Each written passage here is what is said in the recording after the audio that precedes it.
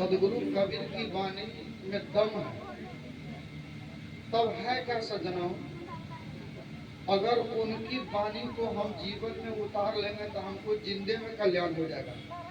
अभी हमारे साहब जी बता रहे थे ना, बाहर की पूजा में आदमी इतना दीवाना हो गया है, जिससे कुछ नहीं होगा वही माथा खपा रहा है, जिससे कुछ नहीं होने वाला है वहीं पर आदमी फंसता है, फंसाता है, जाता है और जीवन को बर्बाद करता है।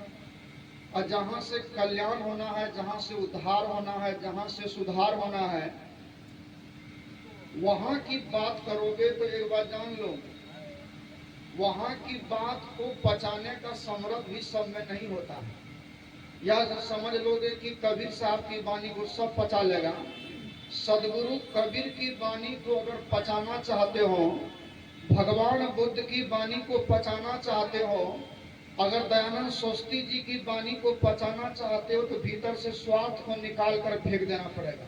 स्वार्थी आदमी सदगुरु कबीर की वाणी को नहीं पचा पाएगा, स्वार्थी आदमी भगवान बुद्ध की वाणी को नहीं पचा पाएगा, स्वार्थी आदमी दयानंद सरस्वती की वाणी को नहीं पचा पाएगा। आप सब जानते हैं, जिस समय धर्म के नाम पर इस धरती पर पाखंड चल रहा था, सदगुरु कबीर को धर्म के क्षेत्र में, अध्यात्म के क्षेत्र में, ज्ञान के क्षेत्र में, सत्संग के क्षेत्र में महावैज्ञानिक कहा गया है। वैज्ञानिक संत सम्राट सदगुरु कबीर को जितने भी महापुरुष हुए, चाहे वह नानक देव जी महाराज हुए हों, चाहे अंगद देव जी महाराज हुए हों, ध्यान देना मेरी माता बहनों, चाहे हजारी प्रसाद द्विवेदी जी हुए हों, चाहे रविन्द्रनाथ टैगोर साहब हुए हों, जितने भी राइटर हुए, जितने भी संत हुए, सबों ने कहा सदगुरु कबीर अपने आप में एक महान जो है, क्या है, वैज्ञानिक है। सदगुरु कबीर साहब न तो हिंदू का विरोधी है, न मुसलमान का विरोधी है, न ईसाई का विरोधी है, न अवर्ण का विरोधी है, न सवर्ण का विरोधी है, न पंडा का विरोधी है, न पुजारी का विरोधी है, लेकिन सदगुरु कबीर साहब पाखंड का विरोधी है। ध्यान देना, अगर हम कबीर का भी चोला में रहकर पाखंड करते हैं तो सदगुरु कबीर उनका भी विरोधी है। बोलिए बात सही है गलत है? सदगुरु कबीर है, यह पंडित का भी विरोधी नहीं है, वह मौलाना का भी विरोधी नहीं है, वह जो है मौलवी का भी विरोधी नहीं है, लेकिन विरोधी किनका है? वह धर्म के नाम पर जो आडंबर करके ये भोली भाली जनता का समय को बर्बाद करने वाला पाखंडियों का जो चोट किया है पाखंड पर है, और इस चोट को करके दुनिया के मंचों पर जो ज्ञान की बात कही है, उस बात को अगर आपके हमारे जीवन में उतर जाए तो जिंदे में माँ बाप का सेवा करेंगे, मरने के बाद जो पिठारों पीट करके उसमें दूध देने की जरूरत नहीं पड़ेगी। समझ रहे हैं?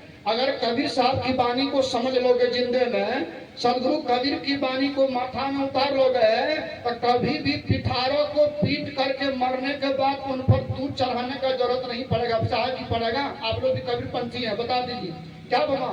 जब जिंदा माँ को भोजन नहीं दोगे, अभी हमारे साहब बता रहे थे ना, जिंदा पिता को भोजन नहीं दोगे और जिंदा भाई से प्रेम से बात नहीं करोगे, और जिंदा में अपने मन के विकारों को नहीं जला दोगे, जिंदा में अपने अंदर की बुराई को नहीं जला दोगे, जिंदा में अपने अहंकार को नहीं जला दोगे, अब मरने के बाद तब जो है तिल जलाओगे, अक्षत जलाओगे, जो है क्या कहते हैं तोरी जलाओगे, घी जलाओगे, नारियल जलाओगे, तो ये कबीर का ज्ञान है कि पाखंडी का ज्ञान है? तुम लोग बता दो, ये कबीर मंच है। सदगुरु कबीर के वाणी से जरा सा भी हम उतर कर बात करेंगे तो मैं आप लोग ले लेना, बोलो प्रेम से सदगुरु देव की।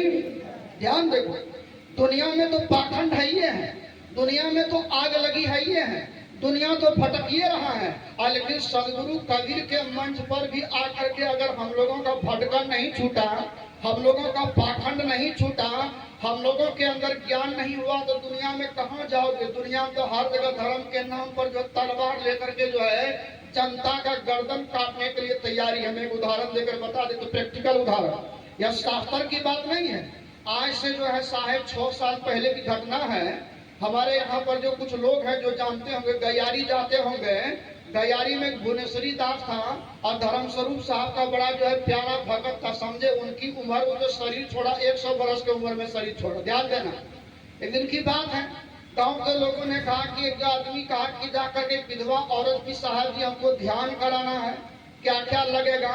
तो उनको जो है ध्यान में कम से कम 5500 रुपया का सामान लिखवा दिया। गरीब आदमी है, बेचारी मजदूरी कर रही है, ध्यान से समझना। अगर अच्छा लगे तो मेरी बात मानना, और नहीं अच्छा लगे तो जहां हो वहीं रहो, वहीं भवा, वहीं जो है डूब करके मर जाओ। बोलिए प्रेम से सदगुरु आए।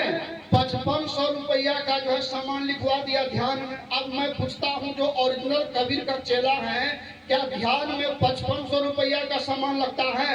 हम लोग तो कल का, मान लीजिए विजय साहब, हम लोग जो है कल का सन्यासी है, कल का युवक सब है, लेकिन आप लोग इधर जो बूढ़ा बाबा सब बैठे हैं बलिए को कबीर साहब का चौका पिन कर गए, का ये कबीर साहब का ध्यान करने के लिए 5500 रुपया का सामान का जरूरी पड़ेगा? बोलो, माथा भंग पड़ेगा। कबीर साहब का ध्यान करने के लिए किनका जरूरी पड़ेगा? अगर हम गलत बोलते हो तो आप अभी भी तर्क कर सकते हैं। बोलिए प्रेम से सदगुरु देव की। सदगुरु कबीर का ध्यान करने के लिए केवल मन को दुनिया से हटा देना है, मन को बुराई से हटा देना है, मन को छल कपट से हटा देना है, अब मन को द्वेष ईर्ष्या से हटा देना है, अब मन के अंदर प्रेम को धारण कर लेना है। समझो तुम्हारा कबीर का ध्यान हो गया। बोलिए हुआ कि नहीं हुआ जी? ध्यान देना। कबीर साहब जो है ऐसे संत हुए, जब धर्म के नाम पर बड़े बड़े पाखंडियों ने दुनिया को लूट रहा था, बड़े बड़े पंडा, बड़े बड़े पुजारी, तब सदगुरु कबीर साहब उन झोपड़ी में जाकर ज्ञान की दिया जलाई, जहाँ लोग मजदूरी करने वाला लोग था, भरपेट खाना खाने वाला लोग नहीं था, झोपड़ी में रहने वाला लोग था। का ये झोपड़ी में रहने वाला लोगों के द्वारा कौन सा धर्म का पालन होगा? इस धर्म का जो है अपना, इस धर्म का प्रचार है सदगुरु कबीर ने किया। तो कबीर का ध्यान क्या है माता जी? वह जो है विधवा औरत जब मेरे पास आई और उनको पता चला कि कोई धर्म में स्वरूप साहब का ब्रह्मचारी अररिया में आश्रम बना के रह रहा है, वह बेचारी मेरे पास गई और हमको पता नहीं था कि भुवनेश्वरी साहब इसको 5500 का सामान लिखा दिया है। वह हमारे पास आके कहती है, साहब जी हम गरीब आदमी हैं, पति भी मर गया है और सरकारी जमीन पर बसे हुए हैं, लेकिन हमको हमारा मन में है कि ध्यान करेंगे, क्या क्या लगेगा। हमने कहा देखो बहना, ध्यान करने में मन लगेगा, अब है खाना खाने की बात। खाना में तुम्हारा श्रद्धा है, अगर हिम्मत है तो दही चूड़ा खिला देना, अगर उससे भी बेसी हिम्मत है तो रोटी सब्जी खिला देना, और उससे भी अधिक हिम्मत है तो सब्जी भात खिला देना। खाने में दही चूड़ा की जरूरत है कि नहीं है? खाने में रोटी सब्जी की जरूरत है, लेकिन ध्यान में क्या दही चूड़ा की जरूरत है? बोलो जी है। ध्यान में केला का जरूरत है क्या? ध्यान में मिठाई की जरूरत है। जब कबीर का ध्यान में मिठाई का जरूरत पड़ेगा, केला का जरूरत पड़ेगा, कोई पंडा पुजारी पाखंडी का ध्यान में जो लूट रहा है दुनिया में धर्म के नाम पर, तो कहो तब कबीर का ज्ञान बचेगा क्या? कबीर का चोला बचेगा क्या? कबीर की मर्यादा बचेगी? ध्यान देना। सदगुरु कबीर ने कहा अपने अंदर की कचरा को झाड़ दो, यही ध्यान है। बोलिए सदगुरु देव की। तो सदगुरु कबीर ने कहा, जो तू साची बानिया, साची हाथ लगा, अंदर झाड़ू दे के कूड़ा दूर हटा, अपने अंदर की विकारों को हटाने के लिए कहा। ध्यान देना मेरी माता बहनों, कहने का मतलब है जिंदा माँ को भोजन नहीं दोगे और जिंदा पिता को भोजन नहीं दोगे, और जब माँ बाप मर जाएगा तब पंडित जी को बुला लोगे, हमारे तरह चोनाधारी बाबा जी सबको बुला लोगे, और तब गढ़ा खून करके अगरबत्ती उसमें डालोगे, केला जलाओगे, नारियल जलाओगे, संतोला जलाओगे। तो कहो तुम लोगों को कबीरपंथी कहा जाए तो पाखंडी किनको कहा जाएगा? बोलिए बाबा, अगर कबीरपंथी कहा जाए तो पाखंडी पंथी किसको कहा जाएगा? बोलिए प्रेम से सदगुरु देव की। आइए, सदगुरु कबीर साहब की साखी है, त्यों तारा जगमगे अज्यों उगे न सूर, अत्यों जीव कर्म बस डोले, ज्यों ज्ञान में पूर। ध्यान देना। तारा कब तक दिखाई पड़ती है माताएं? आप लोग पढ़ी लिखी लग रही हो, जलालगढ़ की शहर में रहने वाली माँ बहन हो ना जी। तारा कब तक दिखाई पड़ती है बता दो, कोई बताओ मेरी माँ बहन। जब तक सूर्य का उदय नहीं होता है। अगर सूर्य उदय हो जाए तो तारा दिखाई पड़ेगी। तो कबीर साहब कहते हैं जब तक पूरा ज्ञान नहीं होगा, पूरा ज्ञान को समझो। कबीर मंच है, आध्यात्मिक मंच है, अगर यहाँ नहीं समझोगे दुनिया में कहीं न समझ पाओगे। पूरा ज्ञान क्या है मेरी माता बहनों? शरीर के लिए भोजन की जरूरत है, शरीर के लिए कपड़ा की जरूरत है, शरीर के लिए दवाई की जरूरत है, लेकिन शरीर के अंदर में जो मन और आत्मा है इनके लिए योग की जरूरत है।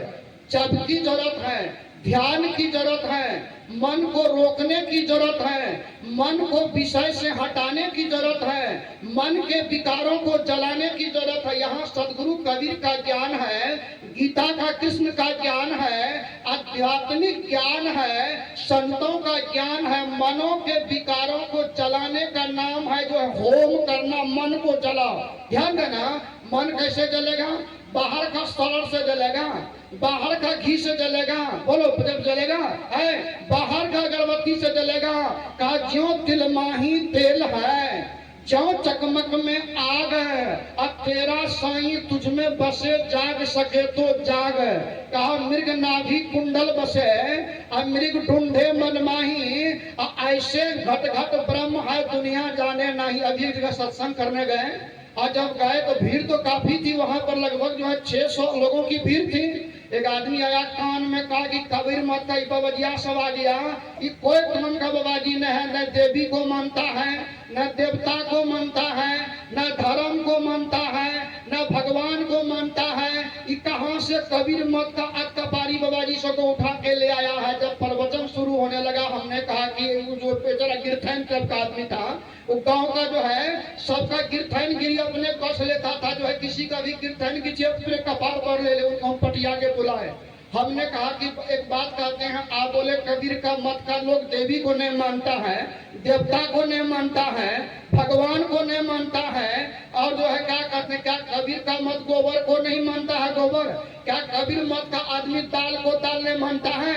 क्या कबीर का आदमी भात को भात नहीं मानता है? हाँ, कबीर मत का आदमी डुप्लीकेट भात को भात नहीं मानेगा, कबीर मत का आदमी डुप्लीकेट दाल को दाल नहीं मानेगा। सुनो, बात थोड़ी कड़वी लगेगी, लेकिन बाद में बैठकर चिंतन करोगे तो बोलोगे नहीं करियावा बाबाजी ठीक है बोला था। अभी अच्छा नहीं लगेगा, अभी लगेगा कि कहाँ से आदर्श साहब कब करियावा बाबाजी को उठा के लाया बिना निमंत्रण है कि नहीं? ध्यान देना, ध्यान दो मेरी माता बहनों। ओरिजिनल कबीर साहब ओरिजिनल देवी को मानते हैं, ओरिजिनल देवता को मानते हैं। ओरिजिनल देवी कौन है? अभी हमारे जो है वशिष्ठ साहब कह दिए, जब हम छोटा बच्चा थे, ध्यान से सुनो मेरी माता बहनों, जब हम माँ का पेट से बाहर हुए थे, अब माँ का पेट के अंदर का गंदगी जो हमारे शरीर में लगी हुई थी, तो वह गंदगी को कौन साफ किया था? बजरंगबली साफ किया था, भगवती माता साफ की थी, लक्ष्मी माता साफ की थी। अरे चाहे टेलिया माँ हो, चाहे लेलिया माँ हो, चाहे अनपढ़ माँ हो, चाहे पढ़ी लिखी माँ हो, चाहे अनपढ़ नानी हो, चाहे अनपढ़ जो है मौसी हो, चाहे अनपढ़ दादी हो, अर्थात जिंदा माताओं ने ही हमारे शरीर का गंदगी को साफ किया। तो बोलो ईमानदारी से बोलो माता बहन है, यहाँ जितने भी लोग बैठे हैं हम सब माँ का ही पेट से आए हैं। ऐसा नहीं है कि हम लोग धरती फाड़ के आए हैं, तो आए हैं धरती फाड़ करके बाबा, इसमें धरती फोड़वा बाबाजी भी कोई है ना? हम लोग सब धरती एक माँ के अंदर से आए हैं। तो ऊपर में जो गंदगी लगी थी, ऊपर का गंदगी को किसने साफ किया था? मने की जो है मंदिर का देवी आकर साफ किया था कि समाज का माँ बहन आके साफ किया था? बोलो माता, कौन किया था साफ? बोलो ना जी, अरे कुछ तो बोलो, खाली मूड़ी डोलाने से काम चलेगा है? चाहे हमारी समाज की माँ बहन साफ किया था। समाज की जितनी भी माता है सब देवी है कि नहीं? बोलो है, माता देवी है कि नहीं है? तो जिंदा माँ बहन का इज्जत के साथ खिलवाड़ करेंगे, अब मंदिर में जाके पेटकुनिया पारेंगे। और यही बात अगर कबीर मत का महात्मा कह दिया कि जिंदा औरत का आदर करो, सम्मान करो, उनका अपमान नहीं करो, नहीं कबीर मत का बाबाजी सब टेटिया होता है। अरे भाई क्या कहते हैं, घसकल दिमाग का लोग तो यही बात नहीं बोलेगा जी। आइए दूसरा नंबर में आइए मेरी माता बहनों, चाहे हमारा पिताजी मजदूरी करने वाला हो, चाहे हल चलाने वाला हो, चाहे पढ़ा लिखा हो, चाहे खेती करने वाला हो, चाहे पंजाब दिल्ली में जाने वाला हो, वही ना आपको कमा करके पढ़ा कर लिखा कर जवान बना करके शादी ब्याह करके घर का चाबी धरा दिया। बोलिए कि नहीं? यही बात ना हमारे साहब जी बता रहे थे। अब वो पिता का भोजन नहीं है, वो पिता को पानी नहीं है जिंदा में। अभी 2 महीना पहले की घटना बता देते हैं। कटिहार जिला गए थे मड़वारी के यहाँ सत्संग करने के लिए, यहाँ तो लोगों की भीड़ नहीं है। कटिहार का बड़े बड़े मड़वारी सब जो है 28-29 गो कार लगी हुई थी, और जो है 15,000 लोगों की भीड़ थी। माता बहनों, इतना लोगों की भीड़ लग गई जो है अब तब देखते हैं वह सत्संग में बुला लिया है। अब बुलाने के बाद क्या किए माता जी, कहिएगा ये बाबा जी क्या बोलता है, मतलब ये काशी को दिया जला दिया है, एगो जो है मने मरवाड़िए का पंडित बीचे में बैठा है, और जितना औरत आवे के आवत देने चलो तो बुढ़वा का कल्याण है था, आवत देने चलो मैंने अतरा खोला और दिया पर पैसा देते चलो बुढ़वा का कल्याण होगा। हम भी कम कुरफाती बाबाजी नहीं है। वो जो है मरवाड़िया का जो है क्या कहते हैं नौकरवा को हम पूछे रे बाबू इस चिंता में इनका क्या हालत था, का मत पूछिए, 3 बेटा खाने नहीं दिया, पैखाना पर घोलट करके मरा है, समझे। और मरने के बाद तब दिया जला करके पैसा चढ़ाना ये पाखंड है कि कल्याण का काम है? बोलो बोलो ये बात बताओ, ये पाखंड का काम है? अरे गरीबे आदमी है और न दिया पर पैसा चढ़ा करके जिंदे में बाप को अगर जो है क्या खाते हैं, बाप को दूध पिला देता, बाप को फल खिला देता, माँ को दूध पिला देता, क्या माता बहन है कि ना है? और गोतनी से जो है टेंशन वाला गाँव है, गोतनी से लड़ा। एक बार एक संत मत का बाबा था, हम तभी 5 में पढ़ रहे थे, सच्ची घटना बता देते हैं। और बाबा मिही बाबा के साथ रहते थे, हमको एक बार लेके चला गया। कहाँ लेके चला गया तो आपको बता देते हैं, कुर्सा काटा, एगो औरत आई, बड़का गमला लेकर के बाबा का पैर धो लिया, काजू किशमिश मनक्का छोहरा क्या कहते हैं पिस्ता और क्या कहते हैं आपका जो है वो बढ़िया वाला जो है क्या कहते हैं सेब सब ला के दिया खाने के लिए। हम भी बगल में थे, हमके बाबाजी के संग में रहने में फायदा है। अरे बाप रे बाप, ये घर में रहते ही काजू धकेलने के लिए मिलता, ये पिस्ता मिलता और खाइयो रहे हैं। और तब उनका मरद आया, जब सुबह हम लोग आने लगे तो बाबा को कहा, हे बाबा हमारा पत्नी को अब लेते जाइए। वो बुढ़वा बाबाजी हम बच्चा, तो वो बुढ़वा हम बच्चा, तो बच्चा तो लेने जा सकता है, अब बुढ़वा कैसे ले जाएगा भाई? का क्या बात हो गया? कमर आपको काजू खिलाता है, किशमिश खिलाता है, सेब खिलाता है, और हमको भोरे उठ के गाली बोलता है। मैं पूछता हूँ, अगर पति को गंदा गाली बोलोगे और हम लोगों का पैर धो के पियोगे, क्या कल्याण होगा? बोलो कल्याण हो जाएगा? अगर घर में पति को गाली बोलोगे और एक दिन के लिए बाबा आया है पैर धो के पी लोगे, कल्याण हो जाएगा? ये पाखंड है। कबीर का ज्ञान में पाखंड नाम का चीज नहीं है। बोलिए प्रेम से सदगुरुदेव की। इसलिए कबीर की वाणी लोगों को लगता है कि न हो, कबीर पंथी जब जो है ना देवता को नहीं मानता, देवता है। माता बहनों, अगर आप पढ़े लिखे हैं, शब्द का जो है मीनिंग कीजिए। देवता अर्थात है जो इस जीव को कल्याण का रास्ता बता दे। अच्छा एक बात कहो, आज तक कल्याण अपने अंदर में मन को लगाने से हुआ कि बाहर में हुआ है? किसी भी महापुरुष का उदाहरण देकर बताओ। आप लोग भी समझो, आप लोगों का अधिकार है समझने का। आज तक बाहर में मन को लगाने से कल्याण हुआ है कि अंदर में मन को लगाने से कल्याण हुआ? बोला बहना, कंठी वाली बहना कहूँ बोला है। मेही बाबा ने कहा अंदरे में, कबीर बाबा ने कहा अंदरे में, गीता ने कहा अंदरे में। बाहर का खेला से काम चलने वाला है। तो सत्संग का अर्थ होता है जिसके जरिए अंदर का कचरा साफ हो जाए, अंदर का विकार साफ हो जाए।